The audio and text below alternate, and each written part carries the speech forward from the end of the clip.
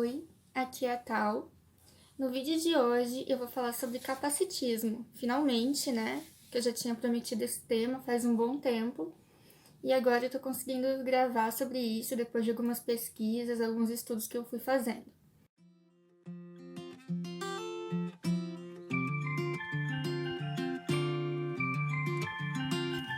Bom, no começo do vídeo agora, eu acho bom a gente trazer alguns conceitos antes que vão ser importantes para a gente entender depois o que significa o capacitismo. E eu vou começar trazendo a definição de deficiência. Existe um Estatuto da Pessoa com Deficiência, que é a Lei Brasileira da Pessoa com Deficiência, que é de 2009. No artigo 2º, ele traz a definição de deficiência e eu vou ler aqui para vocês.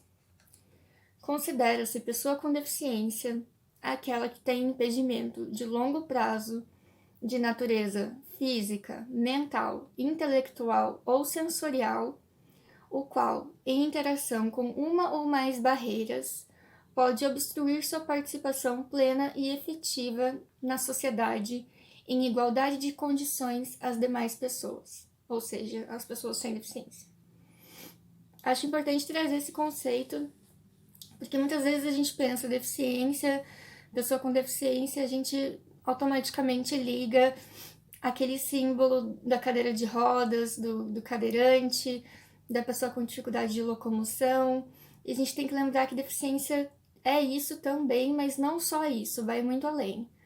Como eu li aqui, vai desde dificuldades físicas, mentais, sensoriais, intelectuais. Então tem um leque bem grande de tipos de deficiência. E as pessoas me perguntam muito se toda pessoa com EB vai ser uma pessoa com deficiência. E não obrigatoriamente. A pessoa com EB se torna uma pessoa com deficiência quando alguma característica gerada pela EB, como nos meus casos, a atrofia das mãos, se torna uma questão que, em contato com o mundo lá fora, existe alguma barreira, existe algum problema de falta de instrumentalização, de inclusão, que torna isso uma questão para mim. Assim como outras pessoas com EB vão ter dificuldade de locomoção, vão ter atrofia nos membros inferiores, isso também vai caracterizar para ela uma deficiência. De caso a caso, o que se adequa, o que se enquadra nessa definição de deficiência, o quanto que existe um impedimento relacionado com o mundo lá fora. Porque como eu fui lendo e achei em alguns lugares, assim, a deficiência não é definida pelo médico, não é definida só pelo fator biológico, e sim pelas imposições da sociedade lá fora que não são inclusivas, ou seja, por calçadas irregulares, por ambientes de outras formas que não são inclusivos, como no meu caso, em maçanetas redondas que eu não consigo abrir, ou até mesmo as calçadas me prejudicam muito, ocasionando bolhas nos meus pés. Isso eu tô falando no meu caso.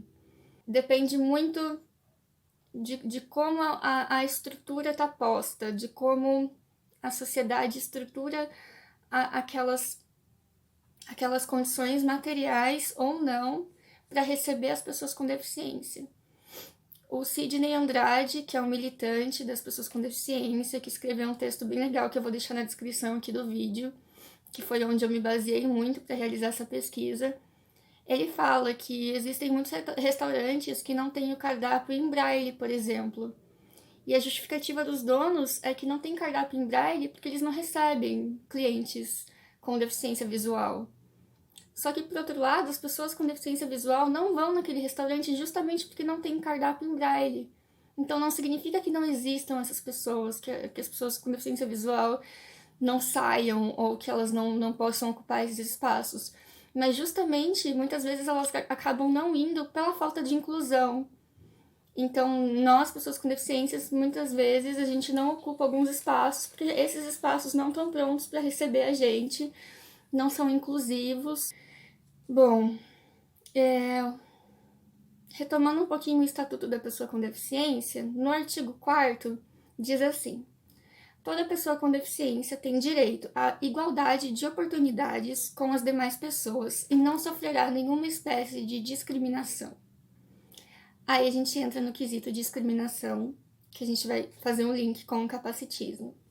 Primeiro eu vou ler a definição também do Estatuto. Discriminação em razão da deficiência acontece em forma de distinção, restrição ou exclusão, por ação ou omissão, que venha a prejudicar e impedir o exercício dos direitos e liberdades da pessoa com deficiência, além da recusa de adaptações razoáveis, ou seja, como a gente estava falando da inclusão, e tecnologias assistivas.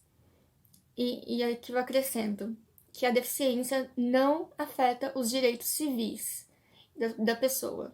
Isso inclui direitos sexuais e reprodutivos. Então, gente, aqui está bem definido, né, que discriminação inclusive é a falta de inclusão, ou seja, é nosso dever, é nossa obrigação exigir espaços mais inclusivos e proporcionar esses espaços inclusivos às pessoas, as diferentes características corporais, que a gente segue muito um padrão da corponormatividade, que tem como base um corpo padronizado, um corpo funcional, um corpo que vai ser produtivo, que vai ter aquelas funções básicas de produtividade para o sistema. Então, tudo que foge desse padrão, tudo que tem alguma diferença funcional, é considerado deficiente, é considerado um corpo doente que precisa de correção. Só que muitas vezes não vai existir uma cura, não vai existir uma correção para esse corpo. O que acarreta um outro problema, que aí a pessoa com deficiência é sempre vista como o quê? Como doente, como enferma. E bom, a gente sabe que a discriminação não acontece só como está previsto aqui no Estatuto. E aí entra o capacitismo. O capacitismo é justamente essa discriminação a pessoas com deficiência. E dá pra gente traçar um paralelo ao racismo, por exemplo, que é a discriminação pela raça, ao machismo, que é a discriminação contra a mulher, e são os comportamentos que fazem isso. Então, o capacitismo é esse paralelo, é o preconceito com a pessoa com deficiência, que tá muito mais do que só o que está escrito aqui, é muito mais do que isso. O capacitismo, ele é comportamento que está enraizado na nossa cultura, nos nossos pensamentos, nas nossas crenças. Então, isso que eu falei para vocês, de achar que a pessoa com deficiência é sempre uma pessoa doente, enferma, é capacitismo. A pessoa deficiente andando na rua e sendo abordada por desconhecidos que acham que a pessoa tem o dever de responder, é capacitismo. A falta de inclusão nos ambientes também é capacitismo.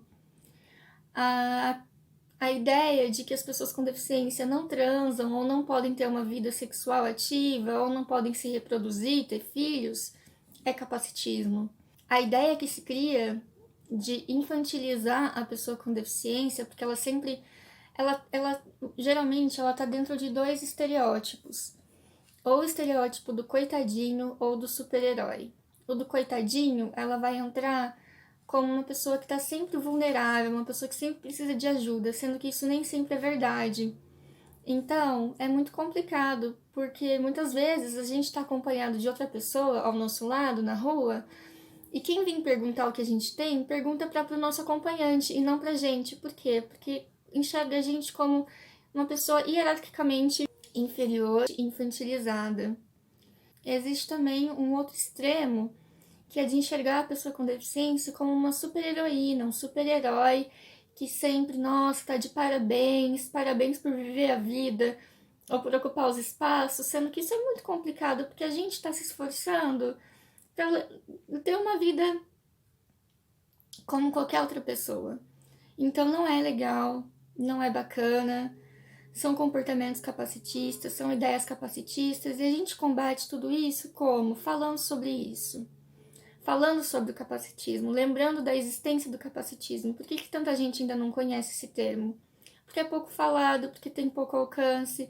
Então, quanto mais a gente divulgar, quanto mais a gente falar sobre isso, melhor, mais as pessoas podem se tornar conscientes, podem refletir sobre suas próprias atitudes capacitistas, que eu tenho muitas atitudes ainda capacitistas comigo mesma e com outras pessoas, e eu tento rever isso. Quando eu começo a me perceber que eu tô sendo capacitista, eu fico, pera lá, calma, vamos rever, por que eu tô pensando isso? Aonde que tá a lógica por trás disso? Ou mesmo na minha família, com as minhas amigas e amigos, eu costumo alertar os comportamentos capacitistas e as pessoas param para pensar e refletem do tipo, epa, é mesmo, a gente tem que mudar algumas coisas. Eu tive que pôr outra jaqueta porque tá muito frio. Aqui em Curitiba tá muito frio. E, bom, como eu ia dizendo, esses dos principais estigmas acerca da pessoa com deficiência, que é ou do coitadinho ou do super-herói. E são bem problemáticas. Eu acho que os vídeos que eu fiz dando uns exemplos de coisas que já aconteceram comigo dá pra ilustrar um pouco isso, como pessoas pedindo pra eu tirar foto comigo, como se só o fato de eu estar na universidade fosse, nossa, que super heroína, sabe? Enquanto não, eu tô vivendo a minha vida, eu tô fazendo as minhas coisas como qualquer outra pessoa. E também não sou coitadinha, nem nenhuma pessoa com deficiência é. A gente não tem que ser colocado nesse lugar inferiorizado, em que as outras pessoas estão hierarquicamente superiores a nós. Então, isso não é certo, isso não é legal, isso é capacitista. E acho que quanto mais a gente falar sobre isso, quanto mais pessoas souberem o que o capacitismo é, melhor fica, mais as pessoas tomam consciência disso. E acho que justamente é pouco falado ainda, porque pouco se fala sobre deficiência no geral, né? Ainda é muito tabu, ainda as pessoas ficam com medo de não saber como falar, como se dirigir às pessoas que têm deficiência. Então acho que a gente precisa dar voz para essas pessoas, precisa dar vez. E eu tô aqui também nesse intuito, tentando trazer isso mais à tona, tentando fazer com que mais gente conheça sobre o tema. E não sei se eu falei tudo que eu queria falar, não sei se faltou muita coisa. Eu quero que vocês deixem comentários, sugestões, me digam se faltou alguma coisa. Pessoal com deficiência, pessoal sem deficiência, ficou com dúvida, manda, pergunta aqui, que qualquer coisa eu faço um vídeo parte 2 respondendo. Porque assim, é um tema complexo de abordar, é um tema que eu fiz uma pesquisa extensa sobre isso para poder fazer um vídeo um pouco mais segura. Até por isso que eu demorei para postar esse vídeo, porque eu tava bem insegura para ver o que eu ia falar, se ia ficar legal, se não ia. Então eu peço o apoio de vocês, críticas, sugestões, dúvidas e aquele like no vídeo para vocês se inscreverem no canal, compartilharem com mais pessoas para que mais gente possa ter acesso aos meus vídeos, a esse tipo de informação. E então é isso, obrigada pela atenção, obrigada pela participação ativa de vocês e até a próxima!